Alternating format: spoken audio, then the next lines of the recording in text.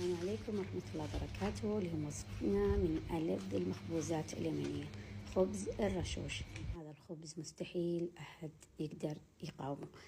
ويلا نبدأ بسم الله بالمكونات. عندي 4 كوب من الطحين الأبيض لجميع الاستعمالات، وعندي رشة من الملح، وأضيف كوبين ماء دافي وأعجنهم لحد ما تتكون عندي هذه العجينة، تكون لينة ونفس الوقت متماسكة. طبعا أقصص العجينة على حسب حجم التوا اللي متوفرة عندي. هنا أكورها وأخليها لمدة تقريبا 10 دقايق. بعد ما أغطيها أبدأ أفردها بشكل كامل. وهنا كنت مذوبة شوية سمنة بلدي مع شوي زيت طبخ، وأدهن فيها العجينة وأرشها من حبة البركة.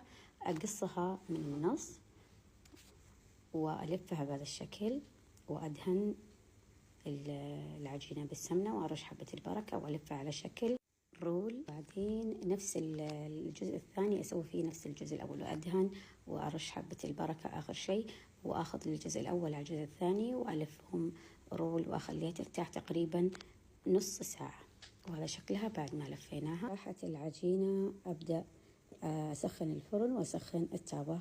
طبعا نفردها على جهة واحدة، ما تقلبوها على الجهتين وتفردوها. بعدين ندهنها بشوي سمنة ورشة حبة البركة وأنزلها على التاوة الساخنة. أول ما تتحمر من تحت أشيلها وأخليها تتحمر في الفرن من فوق. طبعا العجينة ما فيها خميرة، تعتمد على المدة اللي نريح فيها العجينة. طبعا لازم ينأكل وهو ساخن، نقدم مع الفول مع السلطة. وشكرا.